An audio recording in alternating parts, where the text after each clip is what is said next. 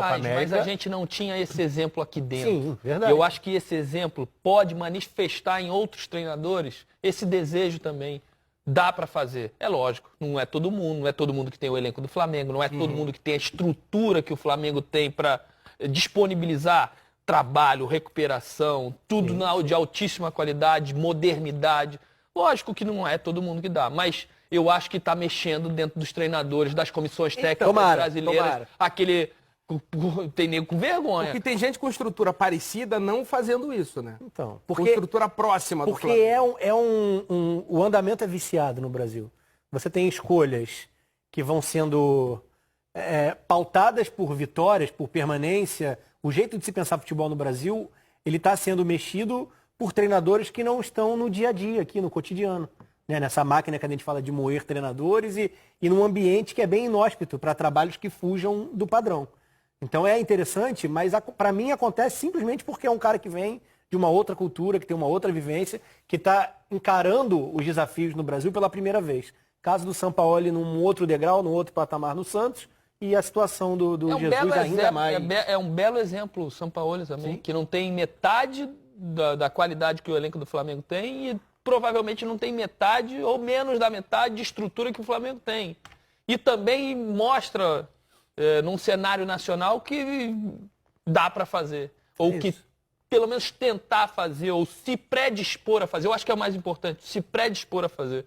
Isso é muito interessante. A gente tem tido uma aula de como o futebol brasileiro pode andar muito para frente. E a gente estava falando lá na redação, eu falei com o Rafa no camarim também, o segundo gol é o turning point do jogo, é o momento em que a partida...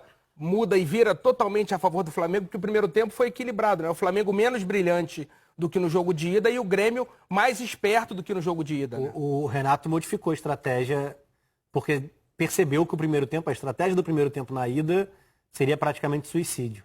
E com o meio campo mais fixo, né? Se a gente for falar de Maicon, Matheus e Michel, com Paulo Miranda, um marcador mais forte pelo lado direito. Ele conseguiu deixar o time mais compacto, mais agressivo na abordagem de marcação, para sofrer menos com o espaço que o Flamengo tinha para roubar e acelerar no jogo de ida. E equilibrou o primeiro tempo. Mas é que os episódios do jogo foram todos pró-Flamengo. A chance desperdiçada de sair na frente, tomar o gol na reta final do primeiro tempo, o Flamengo num ritmo forte, fazendo 2-0 muito cedo, e aí um abraço, eu acho até, eu acho segundo até, gol. Eu não duvido, tá? Não duvido que no vestiário, no intervalo do jogo, o JJ não deu uma amarrada no pessoal, uma prensada. Falou assim, por que a gente começou o jogo daquele jeito? Mais devagar. O Flamengo também começou mais devagar. Tanto que a gente viu o jogo e falou, 10 minutos o Flamengo não conseguiu, né? Parecia tenso, parecia que essa tensão que tomou conta do Rio de Janeiro hoje estava passando por a rapaziada dentro do campo. E é lógico que o gol também no final ajudou essa pressão e esse volume de jogo do Flamengo. Mas eu acho que o JJ deu uma... Cara, eu preciso que vocês façam o que a gente está acostumado a fazer. Início de jogo, início do tempo. Continua. Vamos pressionar. Vamos pressionar. O Mister é do tipo que mesmo com o time na situação favorável, ele chama na xincha, cobra se o pessoal e grita não o Arão ali. O que ele pede ou aquilo que ele pediu não está se desenhando, mesmo com o resultado a favor, ele cobra da rapaziada. E eu acho que aconteceu isso no intervalo. Não é uma cobrança de tom lá em cima. Sim. Mas mostrar, o que aconteceu no primeiro tempo que vocês não pressionaram, que vocês não agrediram, que vocês não tiraram o espaço. Incomodou tem o Flamengo. mérito do Grêmio, lógico que tem. Mas eu já vi lá, fez isso. Sim. Eu já vi o Flamengo então, mas é porque, para mim, o Grêmio lá tentou rivalizar. Tentou ter a bola, tentou sair jogando, e aí sofreu muito mais com as perdas de posse, como sofreu no final do primeiro tempo na jogada do primeiro gol. Só que no primeiro instante de jogo hoje, o Grêmio competiu. Ele não tentou sair jogando, toda a pressão era chutão, por isso o André, inclusive, porque é o cara para disputar a primeira bola, mais forte que o Tardelli nesse sentido. E, além disso, o Grêmio não até adiantou marcação em alguns momentos, mas não deu ao Flamengo campo para acelerar. O Flamengo não teve espaço para acelerar e não pôde pressionar a saída de bola do Grêmio. Cabine no Maracanã chamando, Flamengo de volta à Libertadores depois de 38 anos, aniversário do Pelé, e o dia da minha primeira interação com Galvão Bueno, que já está ao lado de Caio Ribeiro e Maestro Júnior. Galvão, prazer falar contigo pela primeira vez, no ar ou fora. É a primeira vez que a gente se vê. Não, primeira vez que a gente se fala, que eu tô sempre te vendo. E quer saber de uma coisa? Acho você bom demais. Já falo logo para todo mundo saber. O dia que você deu... Eu não entendi direito, o dia que você foi se escondendo atrás da bancada. Cara, eu ri demais, cara. Foi muito... Dá para repetir aí, não? Como é que é esse negócio aí disso? A cadeira tava baixa. Aí eu me escondi logo, imitei o Louro José. Então, como é que é? Como é que faz? Como é que faz? assim, Faz ó. aí pra mim, deixa eu ver. Aqui, Deixa eu Galvão. ver. Como é que é? Assim, ó. Porque a cadeira tava baixinha, eu falei assim, vamos pro intervalo pro Amadeu dar uma subida na minha cadeira. Foi isso que eu fiz, parecendo o Louro José, ó. Eu acho muito bacana. Nós estamos com um pequenino delay aqui da imagem, mas muito bacana. Parabéns pelo seu trabalho. O prazer é meu de poder interagir ao vivo com você pela primeira vez. Isso vai acontecer, se Deus quiser, muitas vezes. Assim como o Rafa, como o Roger, o time está muito bom aí. Manda lá. Muito bem. Já vou jogar pro Rafa e pro Roger baterem bola com vocês aí na cabine. Bom, prazer. Primeiro, parabéns pela transmissão. Tiraram onda e o jogo também ajudou, né? Duas equipes que gostam do jogo e eu tava falando aqui, Galvão, Caio e Júnior, como o Jorge Jesus tem dado uma lição nos treinadores brasileiros, né? De ofensividade, de agressividade, de um time que não para, de um time que gosta do gol, que gosta da bola. E vocês tiveram o prazer de ver um grande jogo e um jogo que entra para a história do Flamengo quase 40 anos depois, com o Júnior, nosso maestro, voltar a uma final de Libertadores. Olha, eu vou passar para os dois aqui, que eles que entendem desse negócio da bola rolando, mas eu tô com uma coisa na cabeça.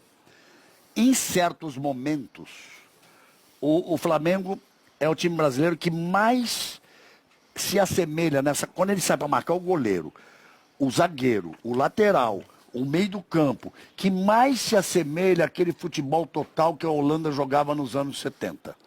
Eu estava louco para ser repórter, que eu queria perguntar para o Mister se ele se inspira no Rinus Mitchell. Alguma coisa de repente pode até ser, Não é? né? Essa compactação, né?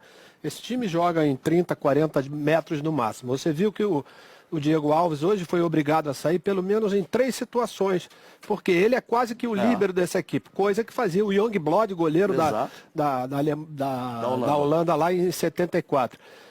Eu não diria nem que é uma lição, Roger, eu diria que ele trouxe uma metodologia, né, de trabalho que fez com que essa equipe se transformasse. E essa equipe se transformasse em referência para todo mundo, né? Como fez o Grêmio alguns anos atrás, como fez o Sampaoli com o Santos no início da temporada. Eu acho que realmente ele trouxe alguma coisa nova. Como todo mundo diz, ele subiu o sarrafo de comportamento, de forma de jogar. E o mais importante, Galvão, foi que os jogadores absorveram e entenderam essa forma. E aceitaram na boa. O Bruno Henrique falou no final da transmissão, quando o Eric perguntou a ele, ele diz exatamente isso.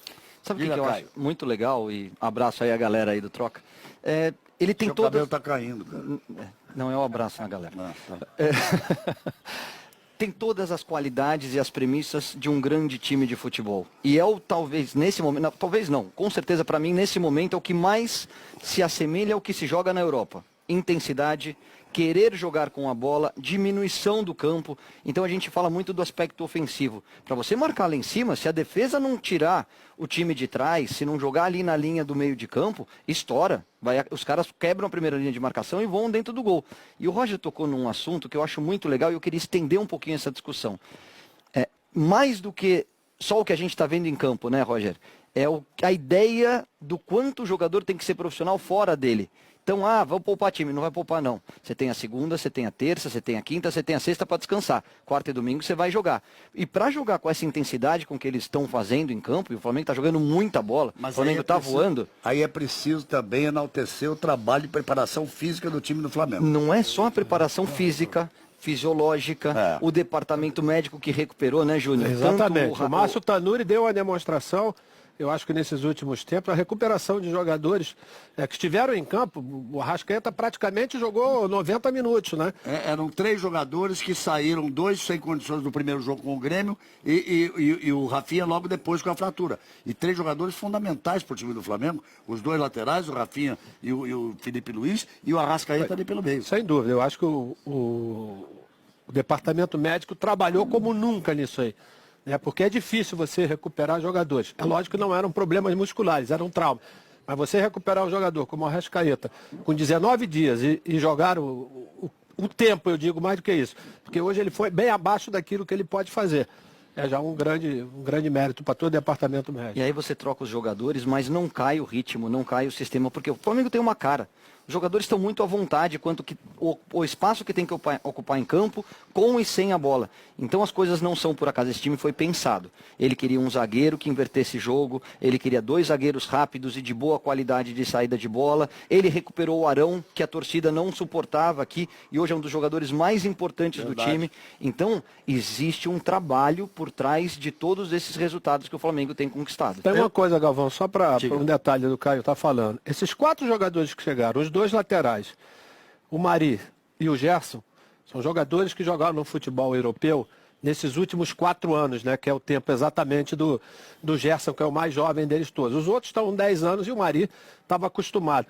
E isso favoreceu. De consequência, os jogadores que já estavam no clube, tinham sido contratados no ano passado, todos eles subiram de produção. Arrascaeta, Everton Ribeiro, o Bruno Henrique e o Gabriel Jesus, o Gabigol. Quer dizer, tudo isso fez que existisse um encaixe. Além do trabalho da diretoria, a história do avião. Por que o avião? O avião fretado não é para dizer que você está viajando de avião. Não é luxo, não, né? É para recuperação dos jogadores, né? Vou dar um detalhe. Quando estava o Rodrigo Caio e o Gabriel na seleção em Singapura, eles procuraram na logística que fosse mais perto para poder chegar o mais rápido possível em Fortaleza. Então eles fizeram de Singapura para Amsterdã para depois irem direto para Fortaleza. Ganharam 9 horas, né, com esse trajeto que foi feito por eles. Isso a estrutura é fundamental. Os grandes times vencedores, falar do Grêmio também, porque o Grêmio teve um comportamento.